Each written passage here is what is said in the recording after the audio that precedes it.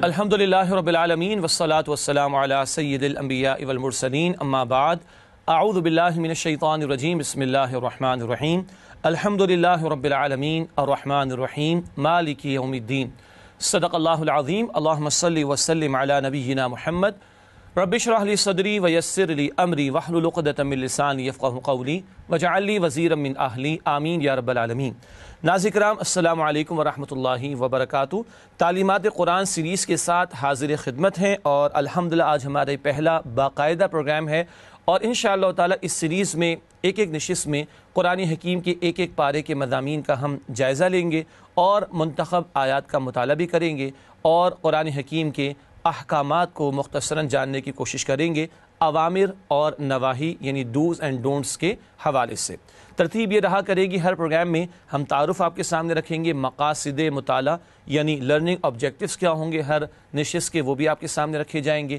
اسی طرح مختلف صورتوں کا باہمی تعلق وہ آپ کے سامنے رکھا جائے گا اور آیات کے تجزیے کو آپ کے سامنے رکھیں گے اور مختلف مضامین جو آیات میں بیان ہوئے اس کو بھی ہم سمجھیں گے۔ منتخب آیات کا بھی مطالعہ پیش کیا جائے گا۔ اسی طرح اوامر و نواہی ڈوز اینڈ ڈونٹس بھی آپ کے سامنے پیش کیے جائیں گے۔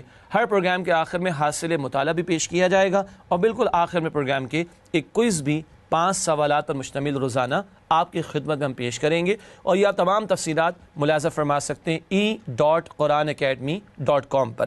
آئیے آج کی نشست کا باقاعدہ آغاز کرتے ہیں۔ سب سے پہلے تعارف پیش خدمت ہے، کن حوالوں سے آج گفتگو ہوگی۔ پہلی بات سورۃ الفاتحہ اور قرآن کریم کے پارہ نمبر 1 کا مطالعہ انشاءاللہ آج آپ کے سامنے پیش کیا جائے گا۔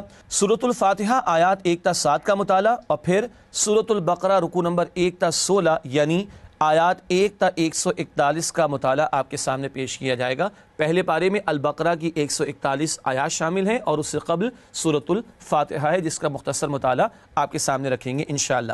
مقاصد مطالعہ کو سمجھتے ہیں، لرننگ آبجیکٹیو۔ جب بھی ہم اکیڈمک انداز میں بات کرتے ہیں تو آج کی نشست کا مقصد کیا ہے یا آؤٹ کم کیا ہوگی اس پر بات کی جاتی ہے، تو اسی اعتبار سے مقاصد مطالعہ آپ کے سامنے رکھ رہے ہیں۔ پہلی بات سورۃ الفاتحہ اور پارہ نمبر 1 کی آیات کے مضامین کا جائزہ آپ کی خدمت میں پیش کریں گے، پھر منتخب آیات کا مطالعہ وہ بھی آپ کے سامنے رکھا جائے گا، ساتھ ہی زیر مطالعہ آیات میں بیان شدہ اہم اوامر و نواہی کا تذکرہ ہوگا۔ امر کی جمع اوامر یعنی احکامات کرنے والے کام، ڈوز جنہیں انگلش میں کہا جاتا ہے، نہیں کی جمع نواہی نہ کرنے والے کام، ڈونٹس جنہیں انگلش میں کہا جاتا ہے۔ اس کی بھی لسٹنگ آپ کے سامنے ہر پروگرام کے اختتام پر پیش کی جائے گی انشاءاللہ۔ بات کو آگے بڑھاتے ہیں، سورۃ الفاتحہ کا مطالعہ شروع کرتے ہیں۔ البتہ سورۃ الفاتحہ کی تلاوت ہم شروع کر رہے ہوں یا قرآن حکیم کی تلاوت شروع کر رہے ہوں تو پہلا ادب تعوذ کے حوالے سے ہے، آئیے اس پر بات کرتے ہیں۔ تعوذ قرآن حکیم کی تلاوت کے آغاز میں ہم تعوذ پڑھتے ہیں یعنی اللہ کی پناہ میں آنے کی کوشش کرنا، اور تعوذ پڑھنے سے مراد کیا ہے؟ اعوذ باللہ من الشیطان الرجیم یعنی اے اللہ میں شیطان مردود سے تیری پناہ میں آتا ہوں۔ یہ قرآن حکیم کی تلاوت کا پہلا ادب اور بڑا قیمتی ادب بھی ہے جس کا حکم قرآن نے دیا ہے۔ سورہ نحل آیت نمبر 98 میں ایسا کرنے کا حکم دیا گیا، اذا قرأت القرآن فاستعذ باللہ من الشیطان الرجیم، جب تم قرآن پڑھنے لگو تو اللہ کی پناہ لے لو شیطان مردود سے۔ دوسرا ادب ہے تسمیہ، یہ تلاوت قرآن کا دوسرا ادب ہے۔ اس کے حوالے سے قرآن رہنمائی فرماتا ہے، رب کے نام کے ساتھ پڑھنے کا حکم دیا گیا ہے۔ سورۃ العلق کی پہلی آیت اقرأ بسم ربک، پڑھیے اپنے رب کے نام کے ساتھ۔ یہ تو ناظرین کرام تعوذ و تسمیہ کا بیان ہوا۔ اب چلتے ہیں تعارف سورۃ الفاتحہ کے بیان کی طرف۔ تعارف کے حوالے سے سورۃ الفاتحہ میں پہلی بات قرآن حکیم کی ابتدا میں سورہ فاتحہ ہے۔ الفاتحہ کا مفہوم ہے کھولنے والی یعنی دی اوپننگ سورہ آف قرآن، قرآن اس سے کھلتا اور شروع ہوتا ہے۔ یہ سورہ مبارکہ 7 آیات پر مشتمل ہے جن کا تجزیہ بھی آپ کے سامنے رکھا جائے گا انشاءاللہ، اور آخر میں لکھا ہے تعارف کے ذیل میں ان آیات میں در حقیقت فطرت انسانی کی ترجمانی کی گئی ہے۔ ایک سلیم الفطرت انسان، ایک گڈ نیچرڈ پرسن جب بھی اس کائنات میں غور و فکر کرے گا تو جن بنیادی حقائق تک وہ پہنچے گا ان کو الفاظ عطا فرما دیے اللہ نے سورۃ الفاتحہ میں۔ اللہ کا تعارف فطرت میں موجود توحید، آخرت کا احساس فطرت میں موجود عقیدہ آخرت، البتہ تفصیلات ملتی ہیں پیغمبر کے ذریعے، تو رسالت کے تعلق سے دعا بھی سکھائی جا رہی ہے، صراط مستقیم عطا کیے جانے کے ضمن میں۔ تو یہ فطرت انسانی میں جو جذبات ہیں ان کو اللہ نے الفاظ عطا فرمائے ہیں سورۃ الفاتحہ میں۔ آئیے ناظرین کرام سورۃ الفاتحہ کا ترجمہ آپ کے سامنے رکھتے ہیں، کیونکہ ہر نماز کی حرکت میں اس کی تلاوت کی جاتی ہے۔ الحمدللہ رب العالمین، کل شکر و ثنا اللہ کے لیے ہے جو تمام جہان والوں کا مالک و پروردگار ہے۔ الرحمن الرحیم، وہ بہت زیادہ اور مسلسل رحم کرنے والا ہے۔ مالک یوم الدین، بدلے کے دن کا مالک ہے۔ ایاک نعبد و ایاک نستعین، اے پروردگار ہم تیری ہی عبادت کرتے ہیں اور تجھ ہی سے مدد مانگتے ہیں۔ اہدنا الصراط المستقیم، ہم کو سیدھے راستے کی ہدایت دے۔ صراط الذین انعمت علیہم، راستہ ان کا جن پر تو نے انعام کیا۔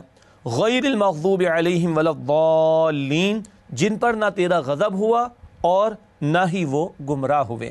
اس کے بعد ہم آمین بھی پڑھتے ہیں، جس کے معنی ہے اے اللہ قبول فرما۔ ناظرین کرام ترجمہ ہوا سورۃ الفاتحہ کا، ہمیں یاد کرنا چاہیے تاکہ نمازوں میں توجہ کے ساتھ اس سورت کی ہم تلاوت کر سکیں۔ آئیے سورت کی آیات کا تجزیہ اور اسی کے ذیل میں تھوڑی سی وضاحت سمجھتے ہیں۔ سورۃ الفاتحہ کا جائزہ، پہلی 3 آیات 1 تا 3 اللہ کی حمد و ثنا اور بڑائی کا بیان، اللہ ہی کا ذکر، وہی رب ہے، وہی رحمان اور رحیم ہے اور وہ بدلے کے دن کا مالک ہے۔ یہ ہمارے دونوں بنیادی عقائد توحید اور آخرت کا بیان پہلی 3 آیات میں اللہ کے تعارف کے حوالے سے آتا ہے۔ اگلی آیت ہے آیت نمبر 4، اللہ اور بندے کے درمیان عہد و پیمان۔ یہ آیت اللہ اور بندے کے درمیان مشترک ہے۔ عبادت اللہ کا حق ہے اور مدد مانگنا بندے کی ضرورت ہے۔ گویا یہ چوتھی آیت اللہ اور بندے کے درمیان مشترک ہے، اور بندے کی زندگی کا مقصد کیا ہے؟ اللہ کی عبادت، اس کا ذکر بھی آیا، اور بندہ محتاج ہے اللہ کی عبادت کے لیے، اللہ ہی سے دعا مانگتا ہے، یہ اس کی محتاجی کی طرف بھی اشارہ ہے۔ آخری 3 آیات ہیں، آیات 5 تا 7، بندے کی احتیاج اور دعا۔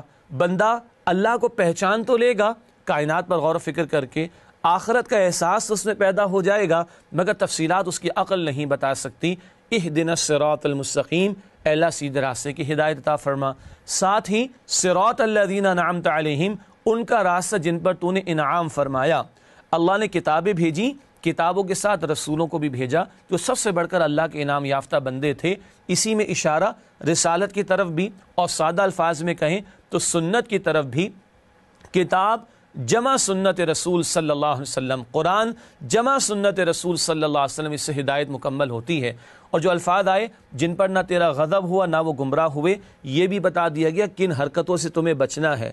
غضب ہوا یہود پر، حدیث مسند احمد میں سورۃ البقرہ میں اس کا ذکر آ جائے گا، اور نصارہ گمراہ ہوئے، مسند احمد کی حدیث ہے، سورہ آل عمران میں اس کا ذکر آ جائے گا انشاءاللہ تعالی۔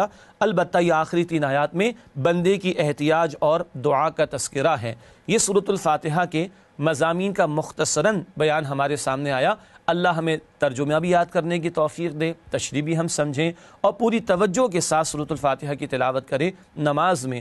اور ہاں، ہدایت کے ہم جنت میں داخلے تک محتاج ہیں قرآن کی آیات کی روشنی میں، تو اتنی احتیاج ہے ہماری، اتنی ضرورت ہے ہماری، اس کا احساس کر کے ہمیں دعا کرتے رہنا چاہیے۔ اللہ ہم سب کو اس کی توفیق عطا فرمائے۔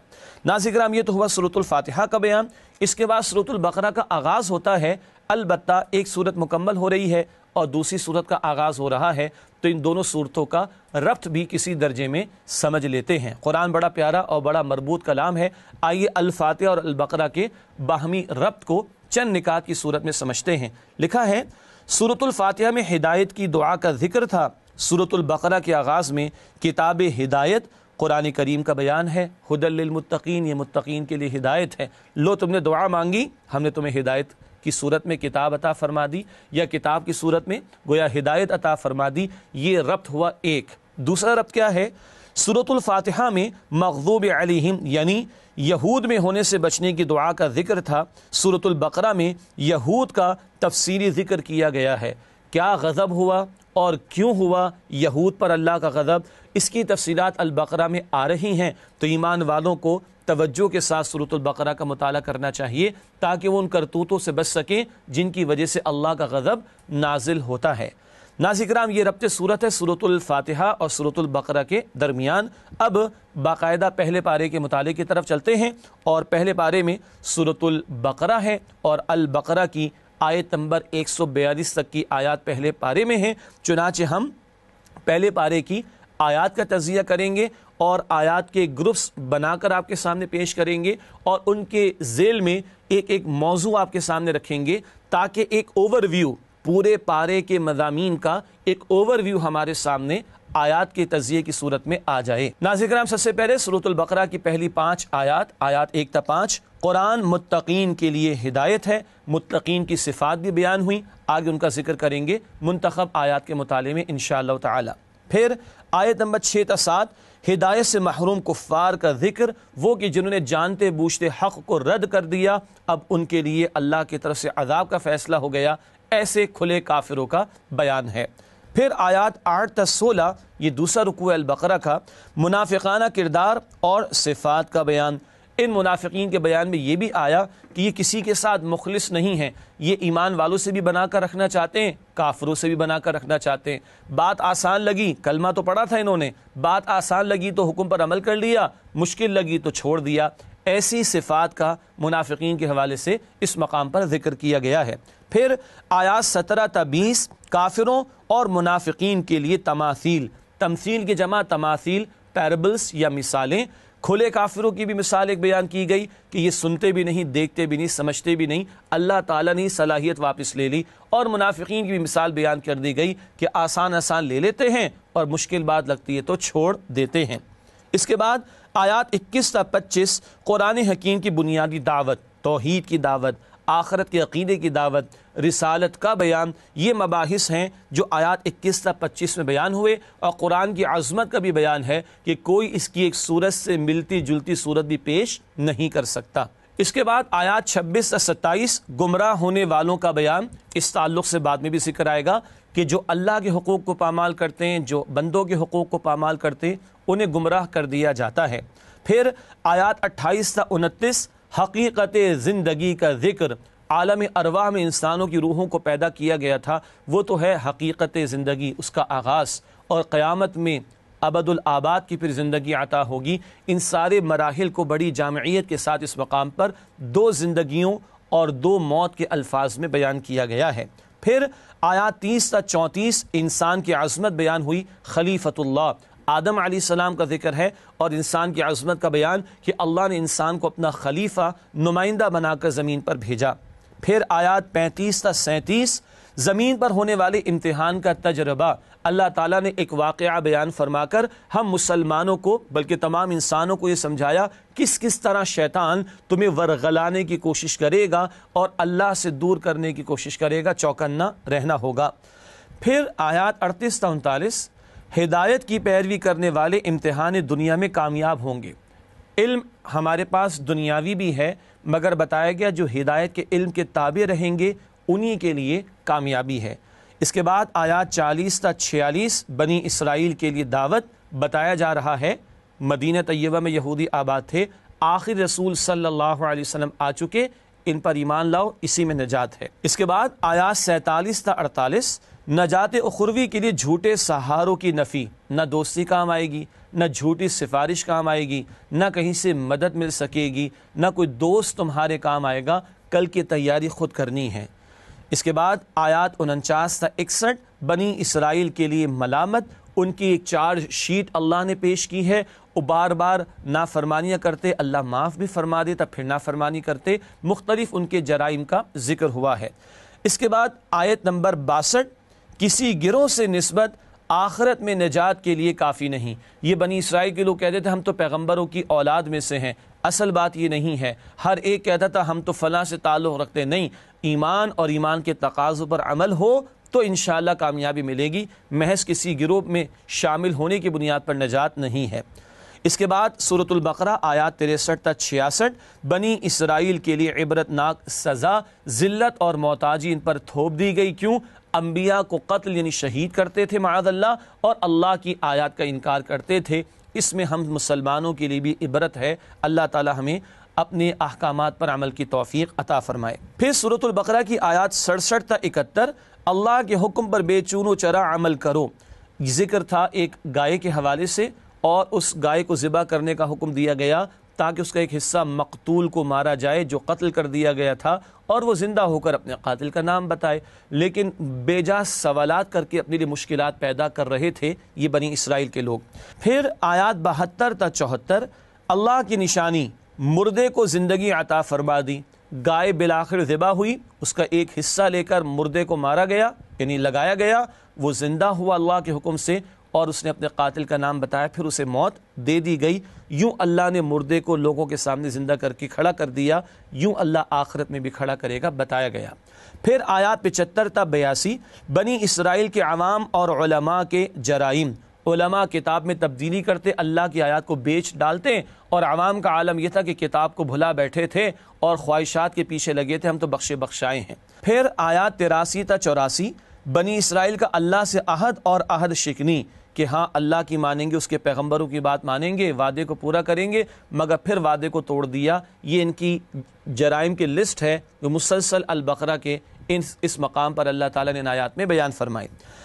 پھر آیات 85 تا 86 شریعت پر جزوی عمل کی سزا، اللہ کے کچھ احکامات کو مانو کچھ کو نہ مانو، اس پر دنیا میں ذلت اور رسوائی اور آخرت میں شدید عذاب ہوگا۔ اس آیت پر منتخب آیات میں انشاءاللہ بات کریں گے۔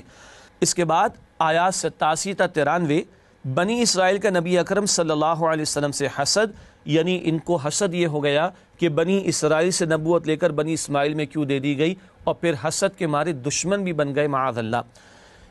اس کے بعد البقرہ کی آیات ہیں، آیات 94 تا 96 اللہ کے محبوب ہو تو موت کی آرزو کرو۔ ان بنی اسرائیل کے لوگوں سے کہا جا رہا ہے تم اپنے آپ کو چہیتے سمجھتے ہو، موت کی تمنا کرو۔ پھر قرآن کہتا ہے ان میں سے ہر ایک تو چاہتا ہے 1000 برس کی عمر اس کو مل جائے، یہ مرنے کو تیار نہیں ہے۔ ناظرین کرام، ہم بھی اپنے گریبانوں میں جھانک لیں، ہم مرنے کو تیار ہیں کہ نہیں؟ آگے چلتے ہیں۔ پھر آیات 97 تا 101 بنی اسرائیل کا حضرت جبرائیل علیہ السلام پر بہتان معاذ اللہ۔ انہوں نے بغض اور حسد میں آ کے یہاں تک کہا کہ جبرائیل نے غلطی کی، پیغام جانا چاہیے تھا بنی اسرائیل میں، چلا گیا بنی اسماعیل میں لے کر، معاذ اللہ ثم معاذ اللہ۔ اس کے بعد آیات 102 تا 103 جادو کا عمل کفر ہے، کتاب کو تو بھلا دیا، جادو ٹونے کے پیچھے لگے، کفری عمل میں مبتلا ہوئے۔ یہ دور زوال میں امتوں کا حال ہوتا ہے جو ان کا ہوا، جادو ٹونے میں مبتلا ہو گئے۔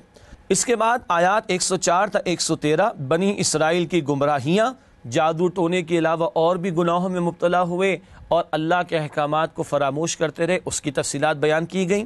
پھر آیات 114 تا 118 مشرکین مکہ کے جرائم، جنہوں نے اللہ کے گھر سے روکا مسلمانوں کو، ہجرت پر مجبور کر دیا، ان مشرکین مکہ کے ان جرائم کا ذکر کیا گیا ہے۔ اس کے بعد آیات 119 تا 120 داعی کا کام حق پہنچانا ہے، منوانا نہیں۔ نبی علیہ السلام کو فرمایا گیا آپ سے اہل جہنم کے بارے میں سوال نہیں ہوگا، یہ نہیں مانتے تو نہ مانے، تو ہمیں بھی سمجھایا جا رہا ہے دعوت دینے والوں کو دعوت دینی ہے، منوانا ان کا کام نہیں ہے۔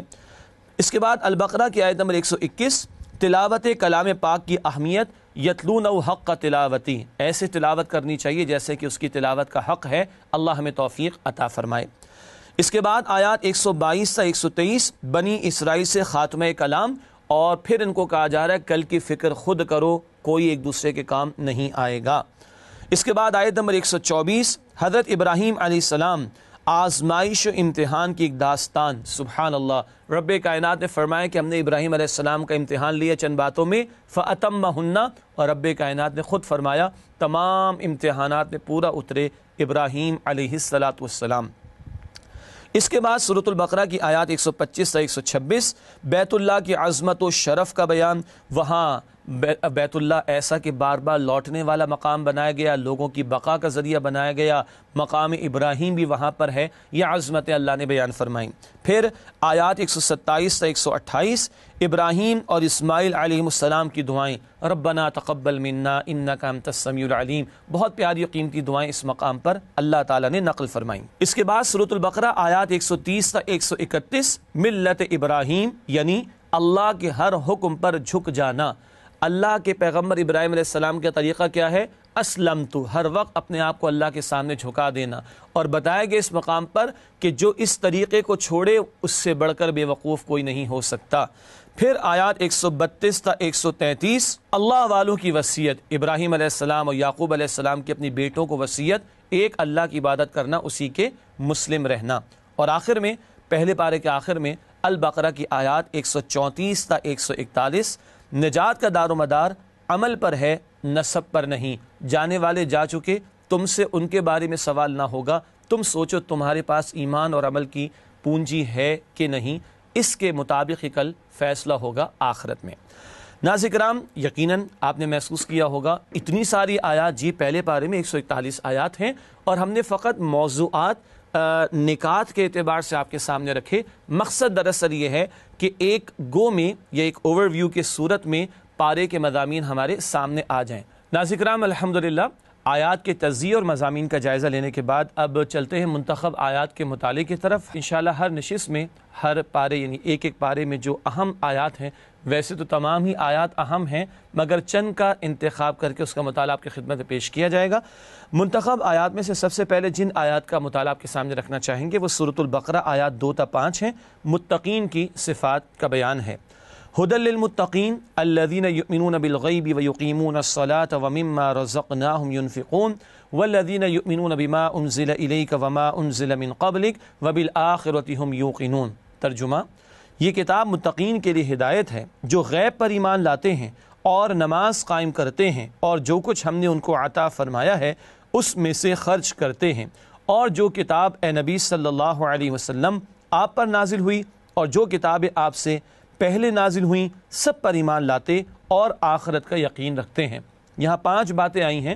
نمبر 1، غیب پر ایمان، متقین کون؟ جو غیب پر ایمان رکھتے ہیں۔ نمبر 2، نماز کا قیام، ایمان کا فقط دعویٰ نہیں کرتے، عملی ثبوت بھی پیش کرتے، ہر قول پر حاضر ہوتے، نماز کا قیام۔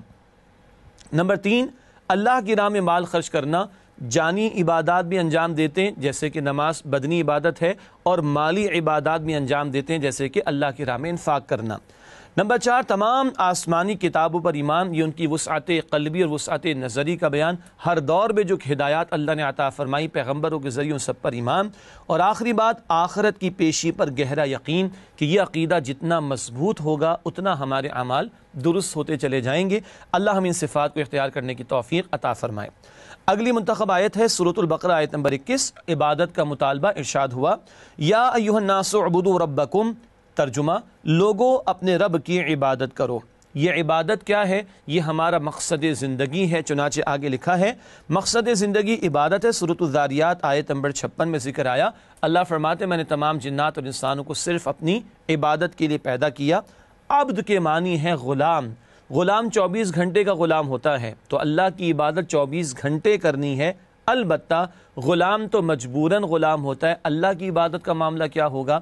آگے لکھا ہے پورے ذوق و شوق اور محبت کے ساتھ زندگی کے ہر معاملے میں اللہ کی اطاعت، ہر وقت اپنے آپ کو اللہ کے حکم کے سامنے جھکائے رکھنا، مگر انتہائی درجے کی محبت کے ساتھ۔ اللہ تعالی ہمیں اس کی توفیق عطا فرمائے۔